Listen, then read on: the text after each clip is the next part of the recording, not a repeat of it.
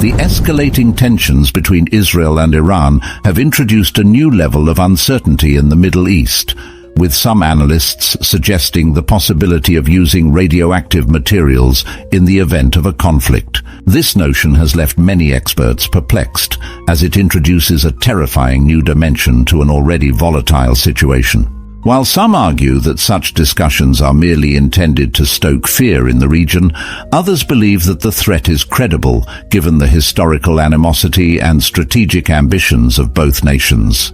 Israel's actions in the region, often seen as belligerent, stem from its desire to maintain a dominant position and dictate the terms of peace. This approach has led to widespread concern about the lengths Israel might go to in securing its objectives. On the other side, Iran, driven by a strong desire to assert its independence and project regional hegemony, is equally determined to resist what it perceives as undue interference from its arch-rival, Israel. In this context, some analysts believe that both parties, in the event of an escalation, might seek to gain the upper hand through the deployment of radioactive materials in bombs, which, while not outright nuclear weapons, could still cause significant mass casualties. This scenario has gained further traction following remarks by John Mearsheimer, a prominent international relations scholar, who suggested that Israel would face significant challenges in defeating both Iran and Hezbollah if a conflict were to erupt. Mearsheimer's analysis highlights the precariousness of the situation, particularly in light of Iran's vow to retaliate following any aggression. He pointed out that during the April Iranian Operation True Promise, the United States managed to restrain Israel from carrying out a massive strike on Iran. However, Mearsheimer expressed skepticism about the U.S. ability to exert similar influence in the future, especially given Israel's history of acting unilaterally, even in defiance of its closest ally. But if you look at what's happening inside of Israel, it's quite clear that there's a huge battle taking place between the Israeli military and intelligence establishment on one side and Prime Minister Netanyahu on the other side. There are a good number of people who think that Netanyahu's policy in Gaza, for example, is misguided and that the Israelis should agree to a ceasefire right now. We're not talking about a bunch of pussycats here. We're talking about people at the highest levels of the Israeli military, the IDF, and the Israeli intelligence community. But Netanyahu himself and a number of the ministers to his right are not in favor of doing that. They do not want a ceasefire. They want to continue the war in Gaza. And I think the same thing is true with regard to picking a fight with Iran. I think there are a good number of officials in Israel who think this makes no sense at all. But Netanyahu does not believe that. As best I can tell, his basic view is, when Israel's in trouble, the best solution is to use the gun, to escalate militarily. And historically, the Israelis could get away with this. I mean, we can talk about how the world has changed in a way that's to the detriment of Israel in this regard. But in the old days, the Israelis relied very heavily on their military, and that military was capable of winning quick and decisive victories, whether it's 1948, 1956, 1967, 1973, right? In those days, the Israelis had a military that was capable of solving problems quite quickly and quite effectively. And given that they are now 13% of the population and they are growing in numbers, I read somewhere the other day that by the year 2050, 48% of the population that is eligible for military service will be ultra-Orthodox. Just think about that. 48% of your population is ultra-Orthodox, and the ultra-Orthodox basically don't serve in the military. You can get away with that, Glenn, if you fight short wars. And as I said to you a minute ago, in the old days, the Israelis fought short wars. Think about the 6-day war, right? But this is not a short war. And if you think about what we're saying here, we don't see any end in sight to these conflicts, right? And if you have a military that's heavily dependent on reservists, you're going to wear those reservists out. And at the same time, you're not going to be able to call on a reasonably large slice of your population. It's now 13%, but the number will increase over time to serve in the military, to help out those existing reservists. So the Israelis have a real manpower problem inside their military that looks like it only gets worse with the passage of time. And this creates huge problems for the IDF. But the other dimension to this, which has nothing to do with manpower, which is of tremendous importance, is the coming of missiles. In the old days, missiles just didn't matter very much. They were not irrelevant, but they didn't matter all that much. Now you have a situation where Hamas, Hezbollah, Iran, the Houthis all have missiles and rockets, and they are aimed at Israel. And this is a huge problem for Israel because there's no easy way to deal with this missile threat, as we're seeing today. And if anything, the missile threat is going to get worse with the passage of time because missiles are proliferating, their accuracy is improving, the yield of the warhead is improving, and the end result is you have an Israel that is surrounded externally by a number of adversaries that have rockets and missiles. And then you marry that to the centrifugal forces inside the society that you were talking about, right? It's ultra-Orthodox versus secular, and even within the secular community, you have right-wingers and left-wingers and so forth and so on.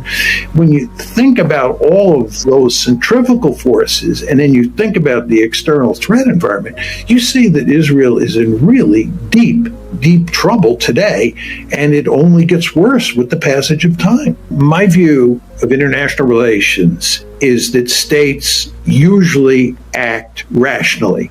They usually act according to realist logic. But no theory can account for every case. And there are a good number of cases, not the majority by any means. My intuition is about 25% of the cases out there don't fit with the realist story. And there are cases where great powers like the United States do act in an irrational or non-rational way. I think I could make a compelling case that the invasion of Iraq in 2003 was irrational.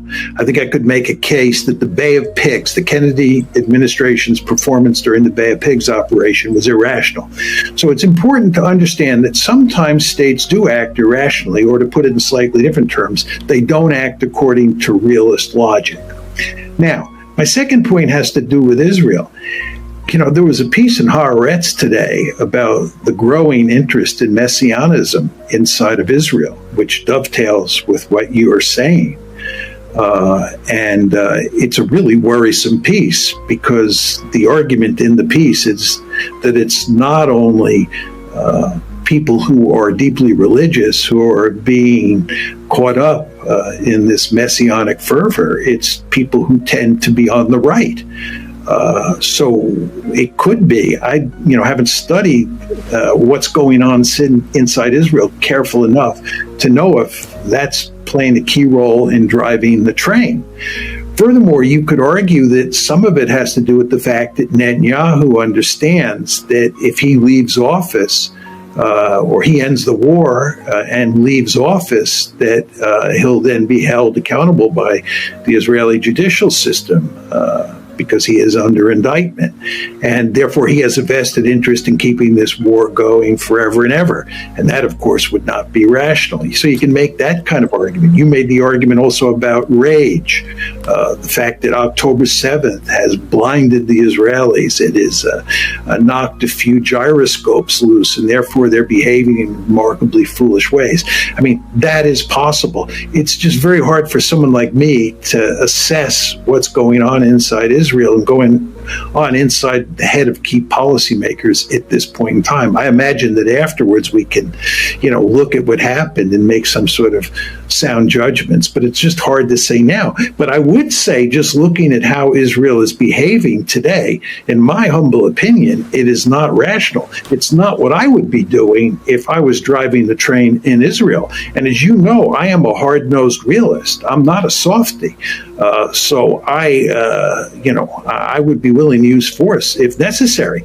But I think that Israel's behavior does not make good strategic sense. This potential for unilateral action by Israel is compounded by the stance of its most hawkish leader, Prime Minister Benjamin Netanyahu, who has consistently maintained that Israel would go to war with Iran, even if the United States opposes it. Netanyahu's position underscores the gravity of the situation, as it suggests that Israel is prepared to engage in a conflict with Iran alone, should it come to that.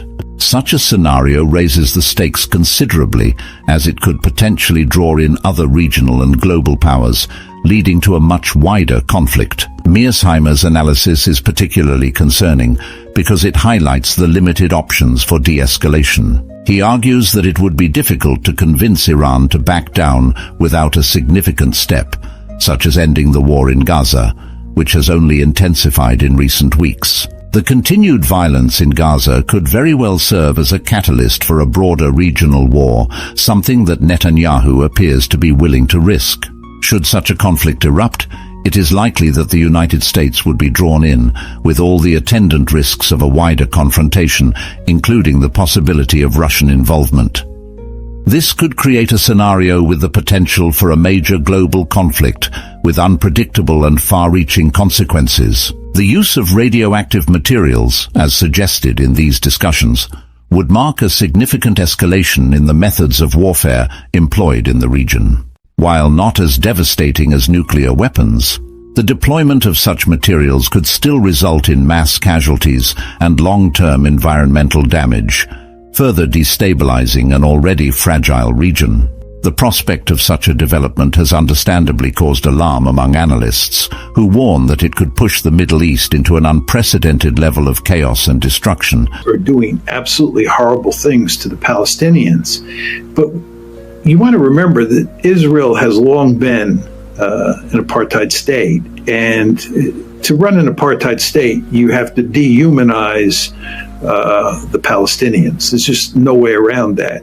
So the Palestinians have long been dehumanized, and they have been treated in the most ruthless ways for a long period of time.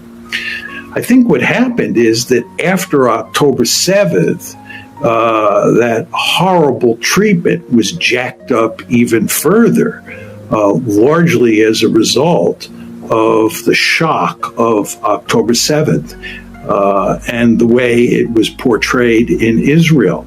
So I think this horrific behavior that you've seen since October 7th is really consistent with what was going on beforehand.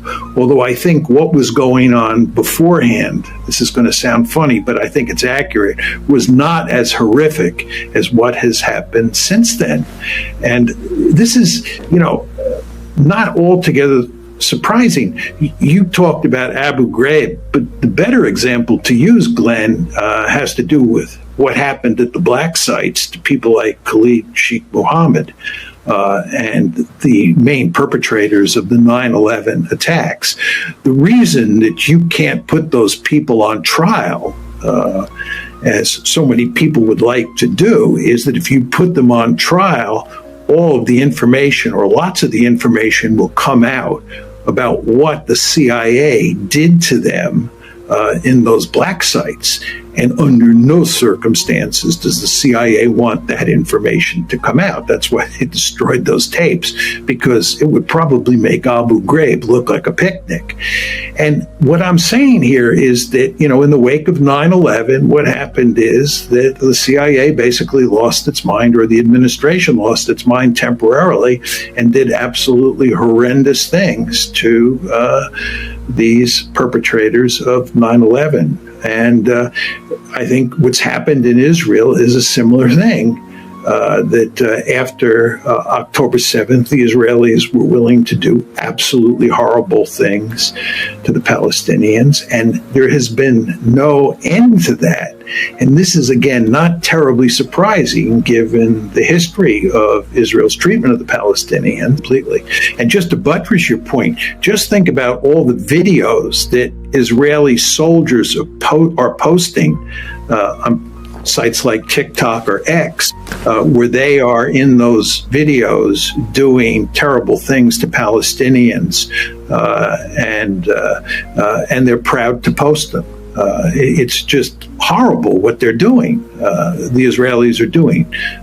And not just in terms of killing people or torturing people, but in terms of humiliating them as well. It's hard to believe the extent to which the Israelis are willing to humiliate innocent Palestinians. The idea that they're killing pregnant women and bragging about the fact that it's a 2-for-1 is truly disgusting. And I don't want to make light of that for 1 second. And I think in the United States at this point in time, if you did something like that, you would pay a truly serious price, as should be the case. So I do think in terms of the reaction of the publics in Israel and in the United States to this horrific kind of behavior, there is a significant difference. To say, I mean, you can easily imagine in Jordan the government being overthrown. I mean, roughly half, if not more, of the population in Jordan is Palestinians. Lots of those people were driven out, or they're descendants of people who were driven out of Israel in the various ethnic cleansings. So you could see the king being overthrown. Similar situation in Egypt.